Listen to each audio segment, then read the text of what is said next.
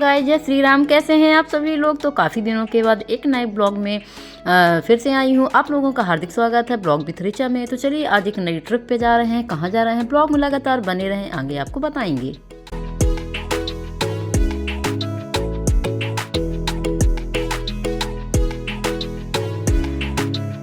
तो आज हमारी तैयारी बनी हुई है बागेश्वर बालाजी सरकार के दर्शन करने के लिए। सवेरे अचानक ही सभी की तैयारी बनी। एक रात पहले तक हम सब बस प्लान कर रहे थे कि नए वर्ष में हम कहीं नहीं गए क्योंकि बब्बा की तबीयत ख़राब थी, तो कोई कहीं नहीं जा पाया। लेकिन सुबह उठने के बाद बिरसिंहपुर सतना की तैयारी बनी कि चलिए शंकर जी के दर्शन करके आते हैं।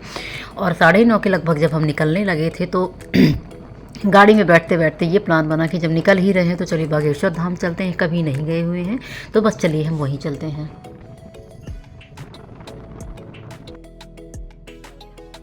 मैहर से बागेश्वर जाने में ये रास्ते में केन नदी पड़ती है, तो यहाँ पर काफ़ी लोग खड़े होते हैं और फ़ोटो क्लिक करते हैं। बहुत ही अच्छा व्यू आता है, बहुत ही बड़ी नदी है। तो बस थोड़ा सा हम लोगों ने भी गाड़ी रोक कर मशीन लिया था। और इसके बाद चलिए आगे देखते हैं। हम लोगों ने गाड़ी में समोसे और चटनी घर से ही रख लिए थे, बस वही मैं आप लोगों को दिखा रही हूँ।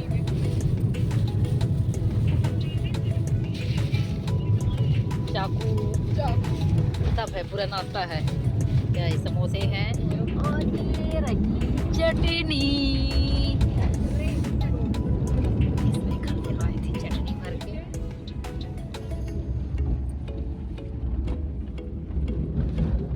तो भाई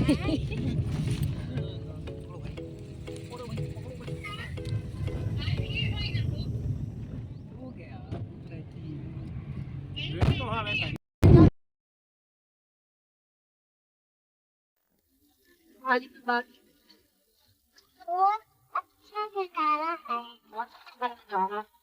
है। इस नजारे में चाय पकौड़े बना दो। चाय और समोसे हो जाए। हाँ, चाय और समोसे चलेंगे क्या? नहीं, चाय पकौड़े बना दो। यहाँ पर आप लोगों ने देखा मान्या क्या बोल रही थी। मान्या की बातें हैशटैग में डाल दिया करती हूँ। मान्या कह रही थी कि क्या अच्छा नज़ारा है, चलिए इस नज़ारे में चाय पकौड़े हो जाए। चलिए बातों बातों में हम पहुँच चुके हैं बागेश्वर धाम के नज़दीक। तो ये गढ़ा ग्राम के लिए हम एंटर कर रहे हैं और ये गढ़ा गांव यहाँ से 5 किलोमीटर है। वहीं पर बागेश्वर धाम है। सकरी रोड है, लेकिन अच्छी रोड बन गई है। पिछले 2-2.5 सालों से मेरा भाई 14-15 बार जा चुका है। और ये धीरेन्द्र शास्त्री जी का घर है, जहाँ पर लगातार लोग ऐसी ही भीड़ लगाकर खड़े रहते हैं और पुलिस प्रशासन व्यवस्था भी की गई है जिससे लोग परेशान ना करें। तो बस उन्हीं का हम आपको दिखाने के लिए घर की वीडियो थोड़ा सा शूट कर लिए हैं। और उसके बाद गांव की गलियों से होते हुए हम जाएंगे बागेश्वर धाम सरकार की दर्शन करने के लिए। एक दूसरी रास्ते भी बनाए गए हैं जहाँ से बड़ी गाड़ियाँ निकलती हैं, लेकिन हम गांव के अंदर से ही निकल कर गए।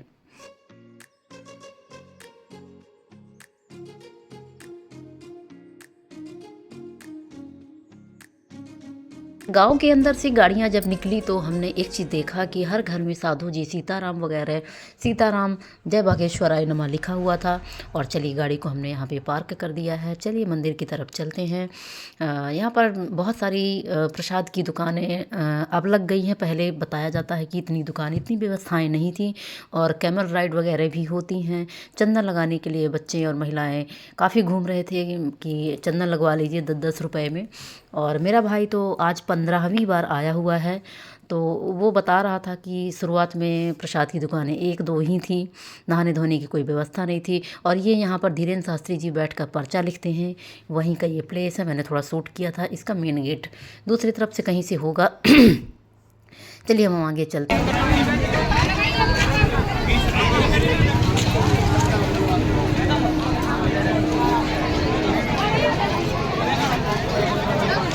कितनी सुंदर सुंदर मिठाइयाँ।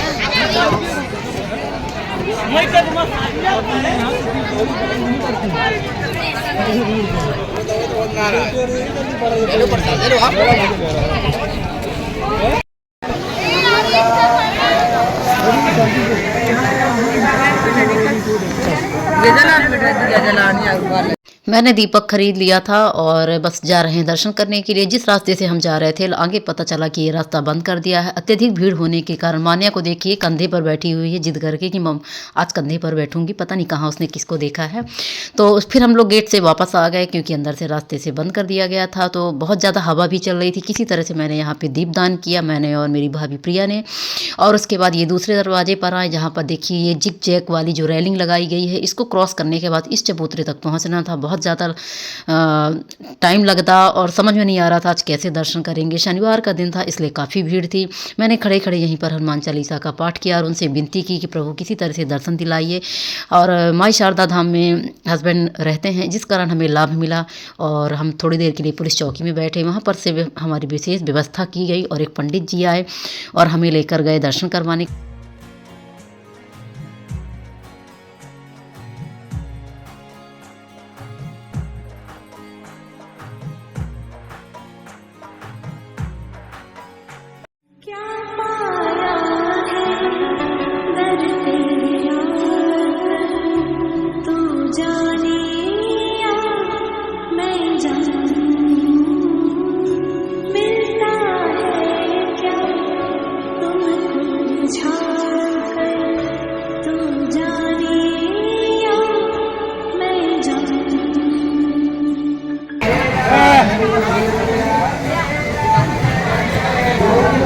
मेन जगह पे दर्शन करवाने के बाद पंडित जी हमें ले गए हैं जहाँ धीरेन्द्र शास्त्री जी रहते हैं, निवास करते हैं। मंदिर के जस्ट सामने ही ये स्थान बना हुआ है।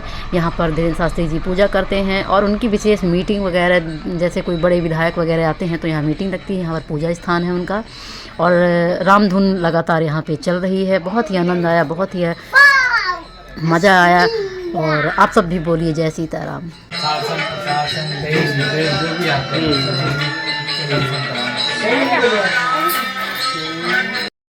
हम लोग मेरे पास फोटो पड़ी होगी शायद। फोटो नहीं है कहाँ पे किया है उसको फोटो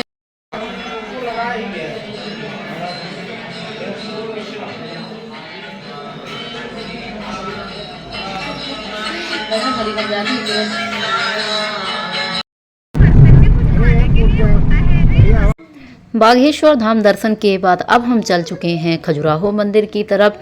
यहाँ पर मतंगेश्वर भोलेनाथ जी का मंदिर है जो बहुत ही अद्भुत प्रतिमा है और बागेश्वर धाम से 15 या 20 किलोमीटर की ही दूरी पर है और ये खजुराहो का एयरपोर्ट है।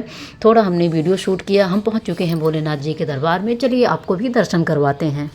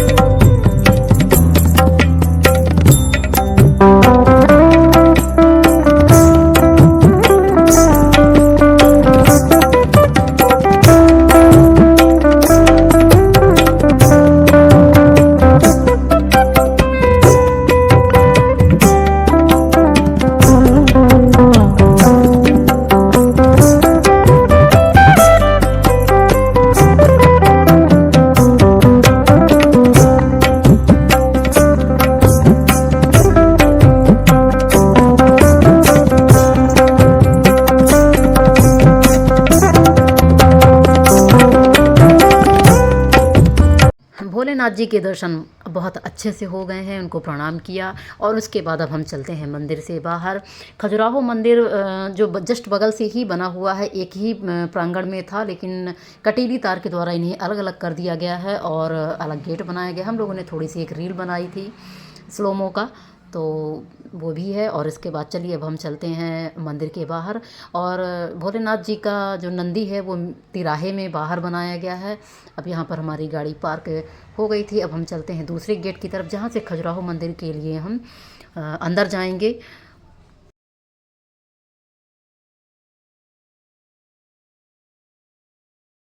खजुराहो मंदिर में एंट्री करने के बाद वहाँ पर टिकट लगती है, तो टिकट ले ली गई है और हम लोग थोड़ा आगे निकले पैदल।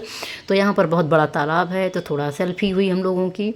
और इसके बाद पैदल तालाब की साइड से पूरा पैदल क्रॉस करके हमें भोलेनाथ के मंदिर के बगल से निकलते हुए पहुंचना है इन मंदिरों तक, जो खजुराहो की धरोहर मंदिर हैं, विश्व धरोहर मानी जाती हैं। सारी मंदिर एक जैसी हैं। इन मंदिरों में किसी भी तरह की लाइट और बिजली की कोई व्यवस्था नहीं होती। सूर्य की किरणें यहाँ पर कहते हैं मध्य प्रदेश में अगर सबसे पहले पड़ती हैं तो इन्हीं मंदिरों में पड़ती है, और ये विश्व कलाकृतियों के लिए जानी जाती हैं। तो थोड़ा हमने आप लोगों के लिए वीडियो शूट किया है। और यहाँ पर भरत मंदिर, लक्ष्मण मंदिर, लक्ष्मी माता, विष्णु भगवान, समस्त मंदिर हैं।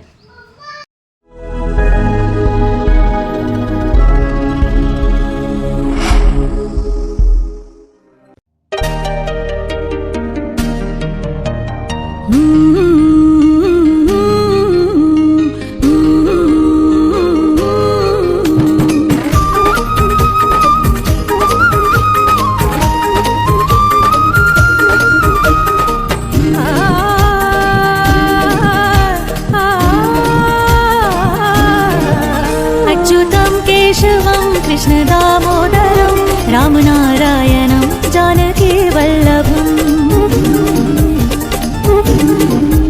अच्युतं केशवं कृष्ण दामोदरं